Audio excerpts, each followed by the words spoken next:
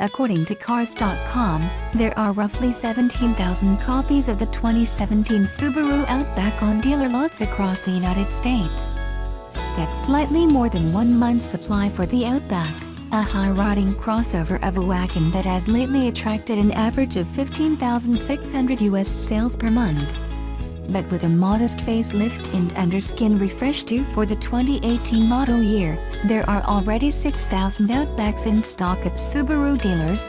Subaru needs these 2017 Outbacks to disappear before full availability of MY 2018 Outbacks kills demand for the outgoing model. So Subaru is doing what Subaru doesn't do. You can get a deal on a 2017 Subaru Outback.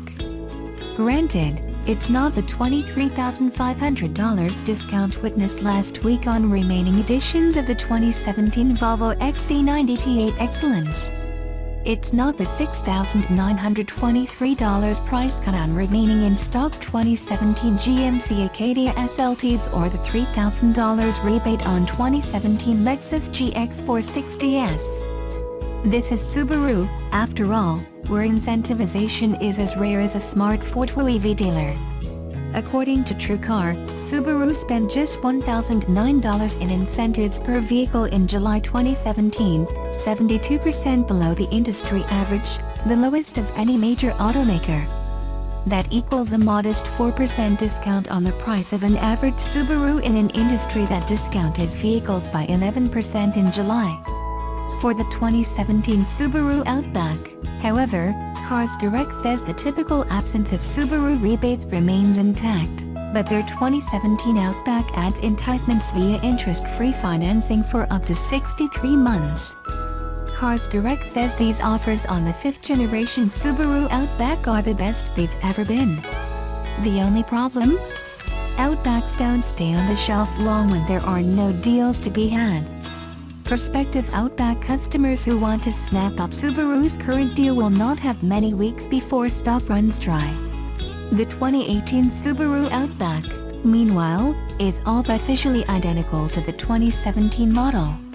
Engines are unchanged, but the continuously variable transmission is retuned to be smoother and more responsive, and to sound less CVT-ish. The Outback is expected to be more hushed inside thanks to thicker windows. There are also infotainment upgrades. A whole new generation of Subaru models is hitting the road off the back of a $1 billion plus investment on the all-new Impreza.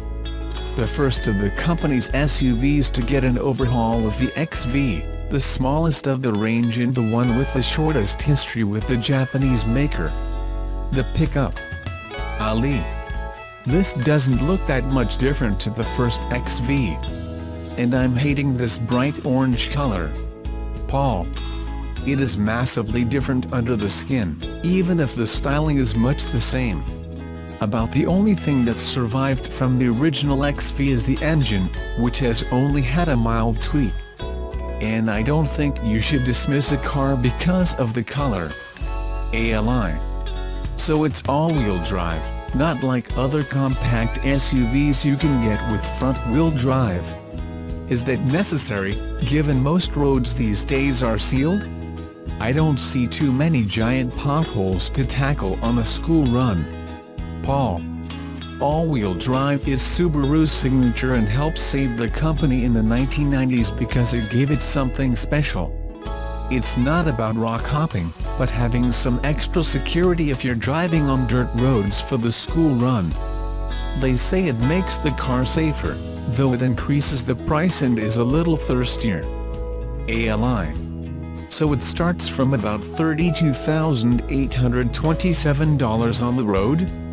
And it's up against the Mazda CX-3 and the Toyota CHR we had a few weeks ago, and the other baby SUVs? Paul. That's it. Subaru says the price is up by about $1,200 from the previous model, but people are spending more to move to the upper variants. We're driving the 2.0i Premium, from about $36,113 drive away. Worth mentioning is that Subaru has ditched its stupid 6-month service intervals, although 12,500 kilometers in 12 months is still not up to the 15,000 kilometers benchmark. The baggage. ALI. The cabin feels pretty roomy and the view is good. And it has my favorite CarPlay setup. Paul. I'm more worried that there is still limited space in the boot. It's better than a Mazda CX-3, but it's still not great and it's even light on with a space-saver spare. ALI. Looking in the boot, why are there no hooks for hanging things? You need that for an off-road type vehicle. It's got to be finished properly and I feel these little details are missing. I think you could get some good miles out of this for long-range camping trips. Paul. That's more likely to be the job for the Forester or Outback stablemates. The XV is supposed to be for young singles who want something to carry their toys on the weekend, with some SUV grip and ground clearance for snow or sand. ALI. Well, at least the rear seats fold properly flat, not like some of those baby cars. Paul. It's only 310 liters in the boot itself, but Subaru says you can fill the whole back to the roof and get 1240 liters of carrying space. ALI. I like the contrast stitching on the leather seats. It shows we're driving a loaded model. Paul. Best for me is that it gets the EyeSight safety pack, which is auto safety braking, radar cruise control and lane keep assist. But it's still not on the base model, which I think is wrong. The commute. Paul. This feels a lot more eager than the original XV. It was really dozy, partly because of the constantly variable transmission that seemed to make lots of noise, but not enough forward motion. And the car is very quiet. ALI. I'm fine with the CVT. I don't even notice it.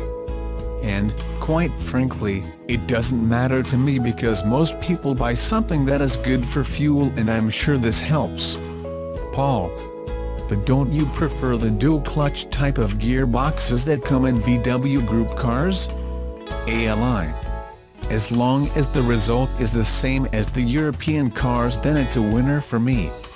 I also like the sound this engine makes, as it lets you know you're driving a car and not just observing. The shopping. ALI. Wow. This is a great car, comfy seats, lots of room, lots of gadgets. I am sold. Normally I don't like Subarus, so this is saying something. Paul. I think it gets the job done. It is definitely bigger than the CX-3 and more practical than the CHR with the crazy rear end styling. ELI. The view from this one is much better. Do those roof racks mean we can carry camping stuff, Mum? ALI. I guess there is that. Paul. That's more about styling and giving people the idea that it's an escape machine. ALI. One thing that really annoys me at the shops is the way the ignition works. You have to move at lightning speed to put the windows up after you turn the engine off. Paul. I hadn't noticed that. Most cars give you about 30 seconds of power to get organized. Sunday run. Paul. I really like this XV when you get out of the burbs. It's quiet, comfy, gets along well. ELI. Can we go up that dirt road now, Dad? Paul. Absolutely. It's really well balanced off the bitumen, not like some of the front-drive little SUVs that clatter through bumps and kick back through the steering. ALI. I liked driving up to the mountains near home. It goes well and the brakes are good too. Paul. I really like the double-stack display screens. When you're using the sat-nav you get a big map picture and then separate directions on the small screen at the top of the dash. Family. Paul. It's not a great family car for me, because it's really stretched for space with the three of us.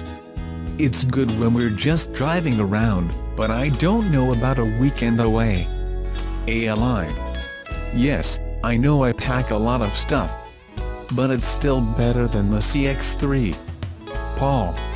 I really like the eyesight safety in this car, but it's getting up there on price. ALI. My girlfriends don't mind the price, because they like the car. The Tick. ALI. I knew from the start that the XV would get the teat from me. Paul. Me too. But it's more than that for me. This is now my favorite in the compact SUV class, taking over from the Mazda CX-3. ALI. You're right. It's the one I like the best and the one I recommend.